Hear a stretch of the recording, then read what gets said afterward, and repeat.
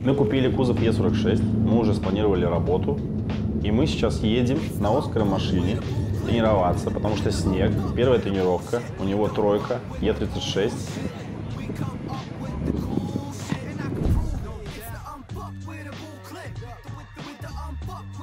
Droši vien viņš pamēģināja sākumā saulīti. Viņš nevienā brauc mērķināto reduktoru.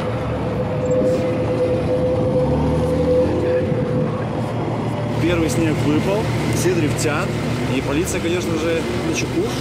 Вот мы нашли такую площадку, тут есть круг, где мы тренируемся, ну вот уже весь вечер практически.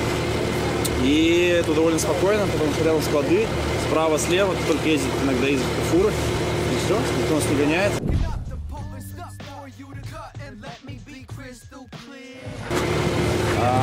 Сначала вообще только по полкруга получалось. Но ребят мне по очереди объясняли, что как надо делать примерно по ощущениям. Но ты там сам пока центр машины найдешь, пока найдешь, ну, газу давать, пока найдешь на каких оборотах, как чего корректировать. Плюс еще одна огромная ошибка, то что руль неправильно кручу вообще. То есть я руками перекрещиваю, этого нельзя делать, а у меня с теми автоматами очень сложно следить, когда начинаешь про это думать. Пришли первые детали из трек-дэя, и мы приехали к ребятам в TSB Motorsports посмотреть, что же мы купили. Будем начинать собирать машину. Šis ir detaļas. Ir kaut kādas detaļas, kuras vairs tuvākās ceļotās nav, un esmu nopircis jau pēdējās. Amortizatori tie mums ir tiksmi, mēs brauksim tagad pa Ziemu un ielu.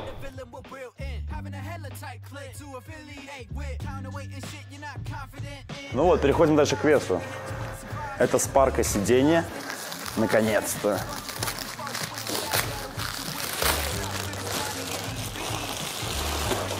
Я уже хочу их обнять, они так вкусно пахнут.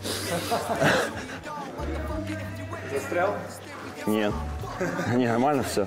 Но эти мне прям вот так, они так должны? Хотя не, может быть сейчас так просто пытаюсь, да. В машине будет по-другому. Ну вот примерно. Поза будет, наверное, такая. А что так мало не должно, да? Там сидишь это. А тут? Я понял. Мне плечи бьет на них. Если я вот так руль буду держать, но я не знаю, насколько руль будет. Es to izlasīšu vēlreiz specifiku no beita. Kur tā ir sporta cīņa? Nepasūtīju vēl.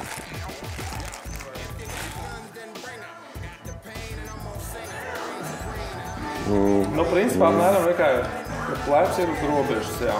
Pasties, ja man iet rādījus stūrei, jā? Un viņš stāv uz šitā? Jā, pleciem jābūt īstenībā ķermeņa rajonā. Nu, es mēģinu atrast dzinēju. Īsti nav ko izvēlēties. Jo mēs meklējam 3 litra motoru, 3 litra dzinējs maksā vidēji 900 eiro.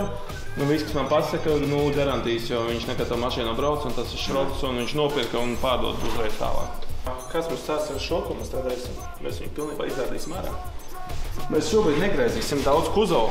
Kuzovs paliks ordināli.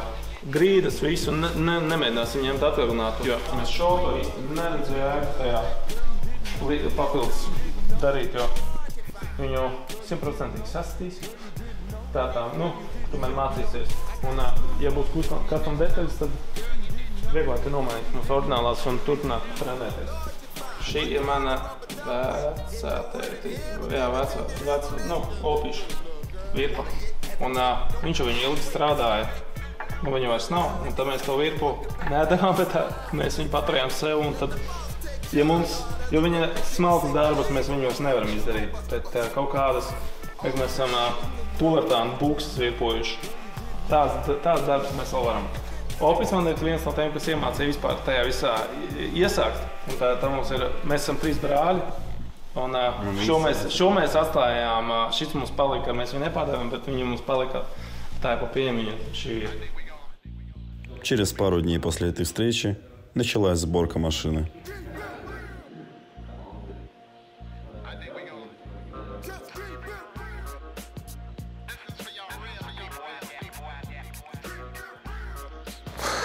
Tā, ok.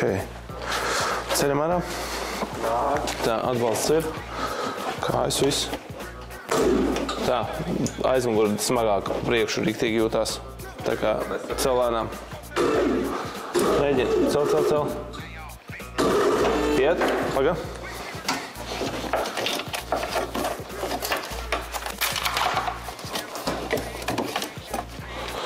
Iet.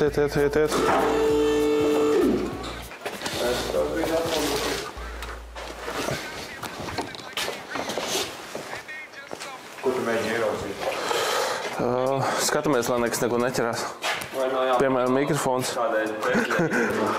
Jā, vienkārši šobrīd ir svarīgi ceļot augšā, lai motors kuzols ceļās un lai motors neko nenolauž no motora, neizcerās kaut kur.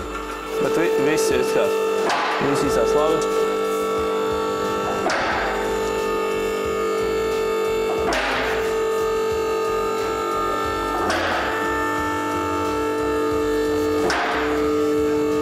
Kārba nost, tilts nost, motors augšā, viss, kas liekais. Noņemam un pārējo to skatāmies, vajag, nevajag, ko mēs viņu daram. Īstenībā, jā, šis ir viens no tīrākajiem un dzīvākajiem motoriem, kādu esmu redzējis no M54. Mums ir pēdējie procesi viņu noārdīt. Ko mēs šobrīd daram? Netek man vairs nekas ārā. Mums no šī motora vajag bloku. Principā viss. Jo mums ir vēl vairāk motori, no kā būs galva un pārējās komponentes. No šī mums vajag pliku bloku. Šis eļas noplūde, tas ir no kartera ventilācijas. Viena truba bija cauri un tāpēc es te neties. Paldies, ka jūs man palīdzat turpināt.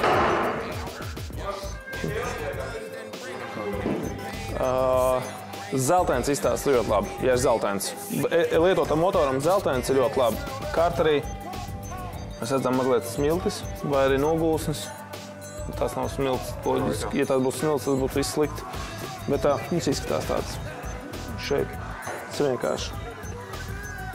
Nu, re. Blīslāks ir tecējis. Iekšpusē ir eļa, ārpusē nav eļa. Tā, kaut kāds eļas nav spēj iztecēt.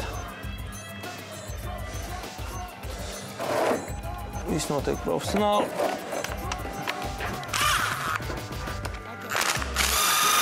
Katru motoru būvējot, tu viņu būvē pēc konkrēto degvielu, kā tu izmantosi, cik agresīvi būs jauda, kur tu viņu izmantosi. Mēs brauksim promā. Mums riepa ir 225. Mums īsti nav jēgas skriet pāri 500 zirgiem, jo mēs fiziski nevaram to jaudu dabūt līdz zemē. Ja mums būtu 1000 zirgi, mēs pa tukšo spolētu vienkārši. Ir pienācis laiks nocelt galvu. Šeit mēs izmantojam labākās eļas, kādas mēs varam nopirkt. Nevarēs vairs liet visu pēc kārtas, tās ielas eļas.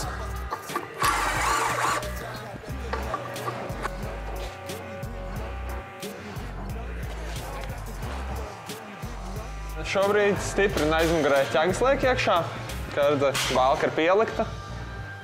Ir ieliktas alumīnija bukses.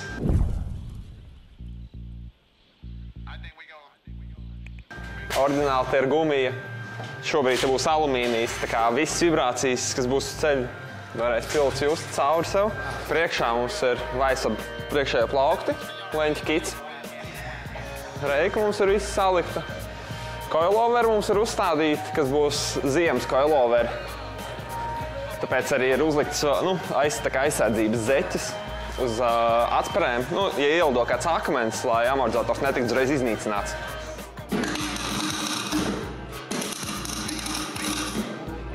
Tev vajag, lai, piemēram, tu ej labajā līkumā, tev labajiem ritmenim ir īsāka trajektorija nekā kreisajām. Tev vajag, lai kreisais ritenis grieztos ātrāk.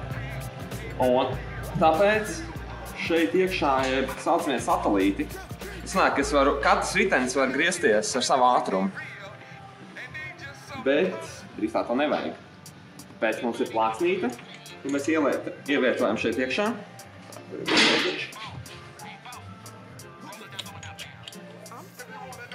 Un mēs sametinām kopā to opciju, kad katrs ritenis līkumā var griezties ar savu ātrumu.